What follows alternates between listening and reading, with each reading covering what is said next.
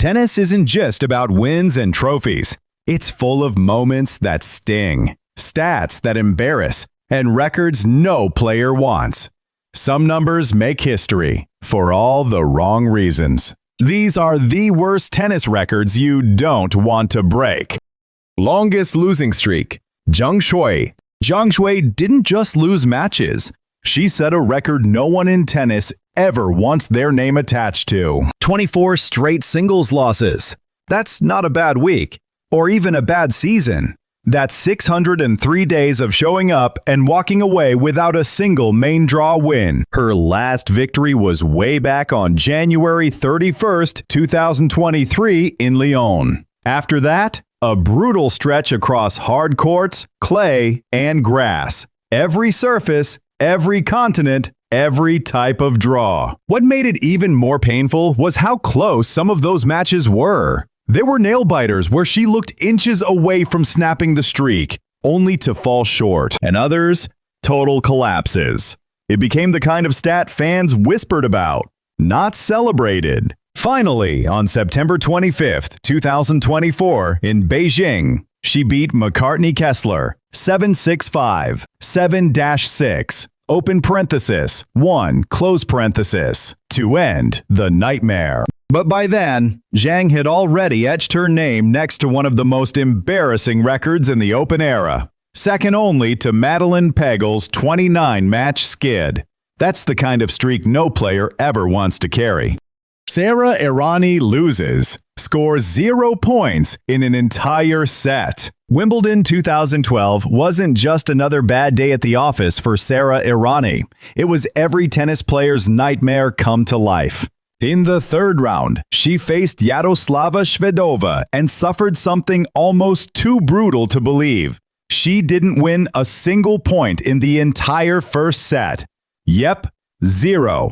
Nothing. Shvedova bulldozed through 24 straight points, taking the set 6-0 in what's known as a golden set. For Errani, a top 10 seed who had just reached the French Open final, this was beyond embarrassing. No aces, no rallies won, no break points saved. Just 15 minutes of watching the scoreboard move without her. She eventually lost the match 6-0, 6-4, but that first set stuck in history. In tennis, players dread double faults and missed volleys, but a set with 0 points won?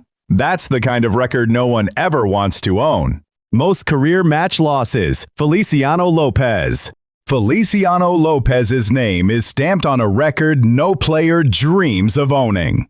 The most career losses in men's tennis history. Over a marathon career that spanned more than 20 years, the Spaniard racked up a jaw-dropping 490-plus defeats, more than any other male player in the Open era. That's not just a rough patch. That's 2 decades of taking punches from every era the sport could throw at him. His last match came at 41, but by then, the stat sheet told a brutal truth. Sure, he also won 500-plus matches, which is impressive, but the other side of that number is what gets remembered. Playing against legends, from Sampras and Federer, all the way to Alcaraz. He never took the easy route or a lighter schedule. Lopez's record isn't about failure. It's about the embarrassment of volume. He simply played so long, he outlost everyone else. That's a legacy that stings and shines at the same time. Most consecutive tiebreak losses. Yana Novotná. Jana Novotná went through a stretch that tested her nerves like no other. Between 1997 and 1998, she lost 9 tiebreaks in a row across major tournaments. Each one was a high-stakes showdown where just a point or two could flip the match. Yet the scoreboard kept ticking against her. Novotná wasn't struggling with skill. She had volleys, ground strokes, and experience that could challenge anyone. The problem was timing and pressure. In tiebreaks, every serve and return magnified tension. and her streak became a mental shadow she carried from one match to the next. This record is quietly vicious. It doesn't scream failure like a losing streak, but it erodes confidence set by set. Players know how quickly tiebreaks can swing, yet Novotna's run shows that even the best can get trapped in a loop of frustration. It's a number that whispers caution. Clutch moments can haunt your legacy as much as outright defeats. No Wimbledon wins despite world number 1. Thomas Muster. Thomas Muster spent the mid-90s as the king of clay. He won the French Open in 1995, dominated Monte Carlo, Rome, and countless smaller events, and reached world number 1 in 1996. Yet across 4 Wimbledon appearances, he never won a single match. 0 victories on grass, the only former number 1 with that stat. Grass completely neutralized his style. Heavy topspin and slow movement didn't translate. Every year, he'd walk onto the lawns of the All England Club with hope, and every year, he'd leave after the first round. For someone who beat nearly every top player on clay, that contrast was brutal. Muster was good enough to lead the world rankings, but still never found a way to win even one match at Wimbledon. The streak was short in numbers, but huge in symbolism. Other clay specialists, like Nadal, eventually learned to adapt, but Muster's power game stayed locked to one surface. When people look back, this statistic always gets mentioned in a quiet tone. It's not embarrassment, it's disbelief. To reach the top of the sport and still have an entire slam remain completely unsolved says a lot about how surface specialization once shaped tennis. Most Grand Slam final losses. Chris Evert. If there's one record in tennis that sounds both historic and brutally embarrassing, it's this one. Chris Evert lost 16 Grand Slam finals, more than any player in history. 16. Let that sink in for a second. Most players never even see one Grand Slam final. She stood on that stage 34 times, and nearly half the time, she walked away with nothing. That's not a streak anyone wants to sniff. 16 final losses means 16 trophy ceremonies where someone else held the prize, and more often than not, that someone was Martina Navratilova, who turned their rivalry into a lopsided final chapter. Evert was cool, composed, and consistent, but the scoreboard doesn't care about grace. It counts wins and losses. No modern player has come close to that number of defeats in major finals. 16 is a brutal badge. Proof of dominance, yes, but also of standing at the finish line and watching the trophy go the other way. For a champion, that's the kind of stat that stings forever. Most double faults in a match. Anna Kournikova. In 1999, Anna Kournikova hit 31 double faults in one match at the Australian Open. It's one of those records that doesn't need deep analysis. The number speaks for itself. Every missed second delivery felt heavier, and by the end, the rhythm was gone completely. The problem wasn't lack of effort, it was tense. She was young, under enormous attention, and trying to play an aggressive game that relied on accuracy. Every time she missed one, the next came out tighter. By the middle of the match, she was stuck between hitting too soft or risking another miss.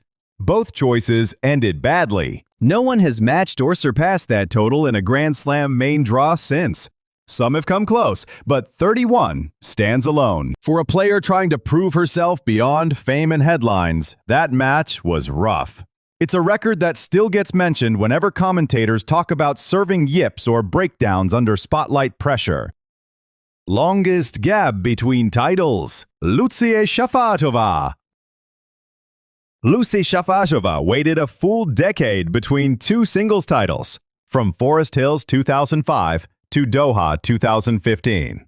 10 years of trying, rebuilding, and getting close without closing. She stayed inside the top 100 for most of that time, made runs at Grand Slams, and even reached a French Open final, but couldn't cross the line at any event until Doha finally broke the drought. The number itself is brutal when you think about what it represents. A professional athlete spending 10 seasons entering tournaments without a trophy. That's not a short dry spell. That's a long wait filled with false starts, close matches, and missed chances. When she finally lifted the trophy again, it didn't feel like a comeback, more like a conclusion. Few players hold on that long between wins, especially in the modern game where careers move faster and competition is deeper. Her record shows how success in tennis can come and go in slow, unpredictable waves. Most first-round Grand Slam losses. Albert Montañez.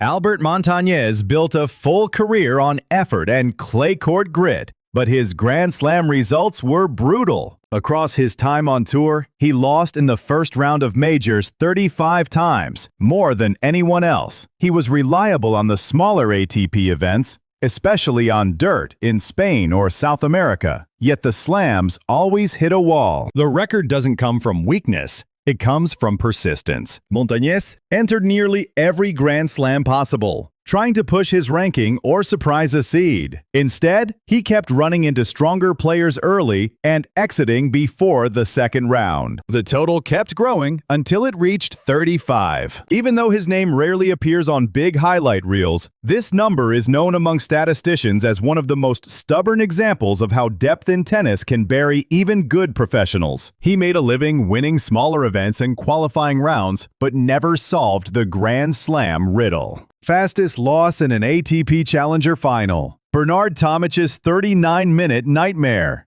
In 2024, Bernard Tomic made history for all the wrong reasons. During the ATP Challenger final in Fairfield, California, he lost 6-love, 6-1 to rising star Lerner Tien in just 39 minutes, the fastest loss ever in a Challenger final. Tomic, once seen as Australia's next big thing, looked completely off his game. He hit 6 double faults, barely won 21 points, and never found any rhythm. Fans expected a battle, but what they got was a demolition. For a player with years of experience, it was a brutal reminder of how unforgiving tennis can be. Records like these stick, not because they're glorious, but because they show just how quickly a match can go off the rails when nothing clicks.